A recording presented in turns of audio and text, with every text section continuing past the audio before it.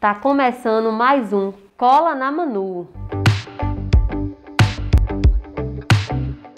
Nossos últimos temas têm abordado muito sobre a saúde, devido ao aumento de casos do coronavírus mundialmente.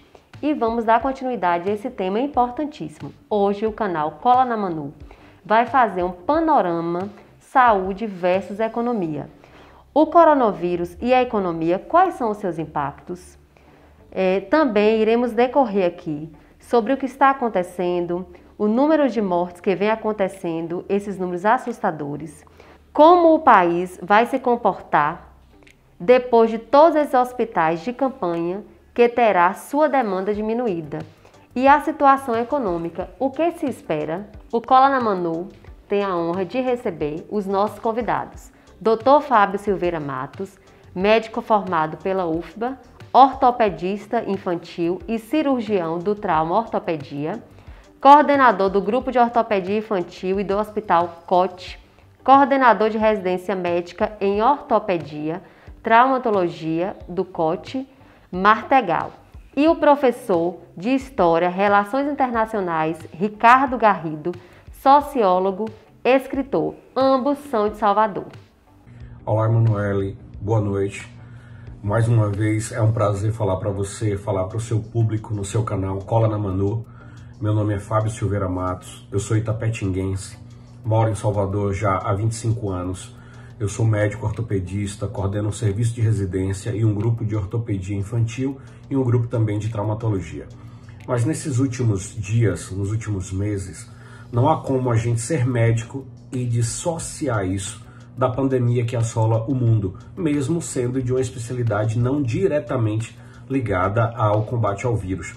Mas como eu coordeno um serviço importante e tem vários médicos sob minha supervisão, eventualmente a gente encontra pacientes e a gente está no meio de discussão entre outros indivíduos que estão diretamente ligados ao combate à pandemia. Portanto, hoje a gente vai discutir um pouco de saúde e economia no segundo semestre de 2020. Esse assunto é de suma importância, porque a gente vai discutir o que vai acontecer, quais são as nossas condutas e a expectativa da população para o porvir hoje no Brasil e no mundo. Eu fui buscar alguns dados importantes para nós e fui ver os casos que nós temos em Itapetinga. Bom, eu trouxe aqui a tabela, vou dar uma olhada e a gente tem o número que vem logo e é o número que eu mais me baseio para construir a minha expectativa. Uma das perguntas frequentes que me ocorre praticamente todos os dias é se eu sou ou não a favor da abertura dos comércios. A gente sempre leva em conta o comerciante de pequeno porte, de médio porte ou de grande porte. Uma empresa que vem há 90 dias sem produzir faturamento, normalmente ela vai entrar em falência. E quando a gente pensa nisso, você pensa no desemprego, na falência do dono da empresa, no fechamento de lojas. Frequentemente circulou um vídeo aí na cidade de uma grande empresa que demitiu alguns funcionários. Isso causa enorme tristeza, não só na comunidade médica, mas na comunidade em geral. Porque cada indivíduo daquele que recebe a notícia de perda de emprego, ele tem uma família que deixa de ser sustentada. E aí entra o comércio informal e, eventualmente, o aumento de homicídio, o aumento de violência. Isso é uma coisa muito triste para nós. E todos nós, sejam eles governantes ou não, sentimos essa dificuldade. O IBGE, ele informa para nós que no primeiro trimestre, o Brasil termina com 1,2 milhão de desempregados. Esses são os indivíduos que efetivamente estão procurando emprego, mas veja que tem alguns indivíduos que não entram em sites ou cadastro de pessoas que estão procurando emprego. Então esse número não é real, ele é muito maior. Uma outra coisa que a gente precisa discutir aqui são medidas efetivas de saúde para o próximo semestre. Primeiro, que a construção de hospitais de campanha foi absolutamente correta e necessária. O que falta em alguns lugares é o aparelhamento desses leitos. A gente sabe que tem questões políticas e que cada leito que é feito para o coronavírus, ele gera uma quantidade de verba para o sistema. Mas a gente vê notícias em que os hospitais de campanha têm leitos disponíveis, mas alguns faltam respiradores e outros não têm técnicos, enfermeiros ou fisioterapeutas ou médicos intensivistas para dar suporte a esses doentes. Então esse leito por si só, ele não funciona, porque a gente precisa de um aparelhamento. As vagas existem, a gente precisa de pessoas efetivamente treinadas, porque a gente sabe que o indivíduo que entra em insuficiência respiratória e ele recebe uma ventilação mecânica precoce, esse é um indivíduo que normalmente sai melhor da doença. Mas a gente precisa de profissionais treinados para isso. E nenhum lugar do mundo estava preparado para esse aumento grande de número de indivíduos, esse aumento grande da solicitação de profissionais de saúde. O Brasil se enquadra nisso. Portanto, não faltam médicos no Brasil, não faltam médicos no Nordeste. A gente tem profissionais absolutamente capacitados e um número de médicos absolutamente suficientes para dar suporte à população. Falta é o governo oferecer a esses indivíduos, toda vez que a gente discute pandemia e uma medicina de saúde pública, uma medicina de rebanho, a gente coloca sempre o governante em questão, a gente questiona os fatos, as medidas que ele toma, se são ou não efetivas. Portanto, o que a população precisa saber é que a barreira sanitária que as cidades fazem para que reduzam o número de indivíduos que entrem na cidade, isso é importante. A gente precisa medir temperatura. Eu sugiro que tenha uma entrevista perguntando ao indivíduo se ele tem sintomas de síndrome viral. Outra coisa importante é sempre lavar as mãos. Essa é uma medida muito melhor do que fazer higienização das mãos com álcool gel a 70. Mas o álcool gel a 70, ele é efetivo quando você não tem grande sujidade nas mãos e o uso de máscara. Eu acho que o segundo semestre de 2020 vai ser um semestre do novo normal. É o normal em que as pessoas vão usar máscara sempre. Eu acho que esse ano vai ser o ano do uso de máscaras. Até o final do ano nós não deixaremos de usar.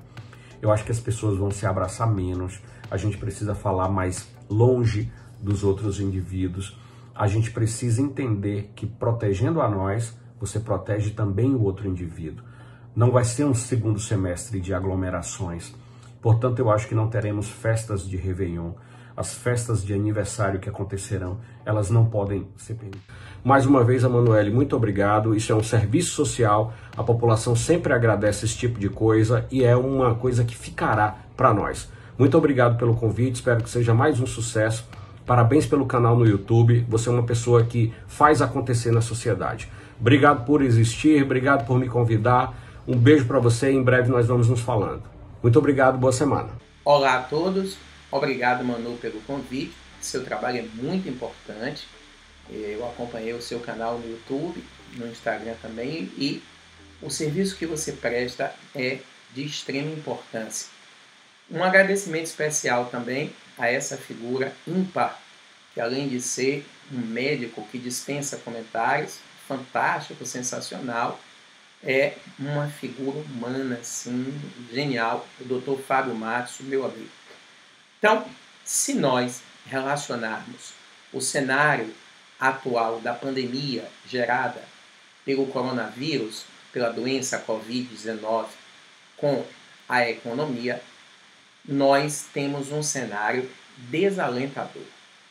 Os indicadores do Fundo Monetário Internacional apontam para um decréscimo, uma redução da economia global na ordem de 6%. Há uma perspectiva que a economia global encolha 6%.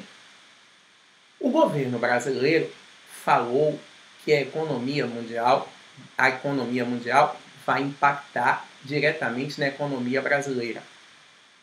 Até agora, a nossa economia encolheu algo em torno de 4 a 6%. Até agora.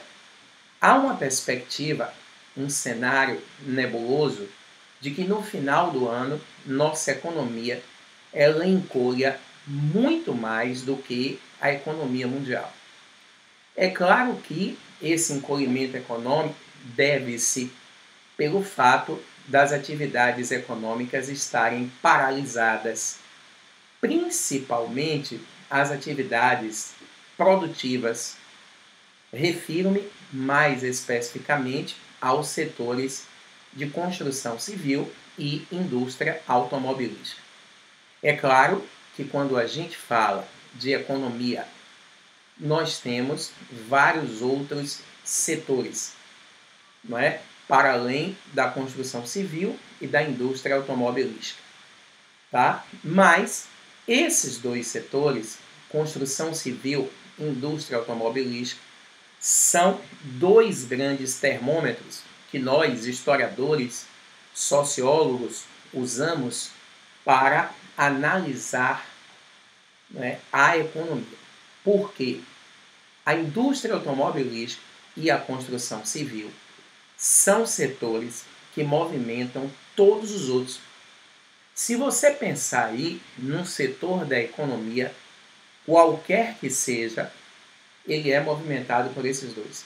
A construção civil, na hora que ela cerca um terreno, neste momento, ela já está gerando emprego. A indústria automobilística gera empregos no setor primário, secundário, terciário e até no setor quaternário, setor de tecnologia de ponta. Portanto, o cenário econômico não é dos melhores. E não há uma perspectiva de recuperação da economia brasileira tão cedo. Não há uma perspectiva de recuperação da economia mundial tão rápido. Existem alguns otimistas que, ancorados na experiência precípua da gripe espanhola, dizem que a atual pandemia durará menos tempo em termos de impacto econômico, gerará menos impacto econômico do que se imagina. Mas isso é uma perspectiva muito otimista e não é a perspectiva da maioria. Tudo indica que o Brasil vivenciará a maior crise econômica da sua história. Agora, um fato nós temos que deixar bem claro. Só haverá recuperação econômica com a injeção de capitais do Estado. Insistir numa política econômica de abertura da economia para o capital estrangeiro não vai funcionar. Por quê? Porque se é uma crise que atingiu o mundo, você não terá fluxo de capitais disponíveis para serem investidos no Brasil ou em qualquer outra parte do mundo por um lapso de tempo. Portanto, o Brasil não tem outra alternativa que não seja investir dinheiro público, mexendo nas reservas cambiais ou até produzindo inflação mesmo, imprimindo recursos como os Estados Unidos estão fazendo. Mas como a economia, assim como a história não é uma ciência exata, de repente tudo pode acontecer e vamos torcer para que nós saiamos o mais rápido possível dessa crise sanitária. Um abraço a todos, mais uma vez obrigado Manu, obrigado doutor Fábio, e joguem duro aí, que está muito legal esse trabalho de vocês. Um abraço. Eu quero agradecer aos nossos convidados, Dr. Fábio Matos e o historiador e professor Ricardo Garrido, que trataram de temas importantíssimos aqui hoje. Quero agradecer aos nossos parceiros Unicesumar, graduação e pós-graduação, educação à distância, Unceda, professores graduados dos Estados Unidos, Rua Oswaldo Costa da Fonseca, número 112, Centro. Manias de Acessórios, Rua José Bonifácio, Itapetinga, no Centro. Elcio Lago Duarte, Autopeças e Retificadoras de Motores, na Avenida Itabuna, número 427.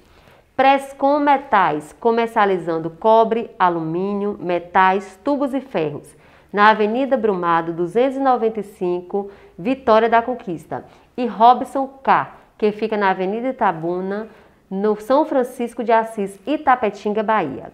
Obrigada a todos, não se esqueçam, se inscrevam no canal, ative o sino de notificação, compartilhe com os amigos e dê o joinha. Fiquem com Deus e até a próxima!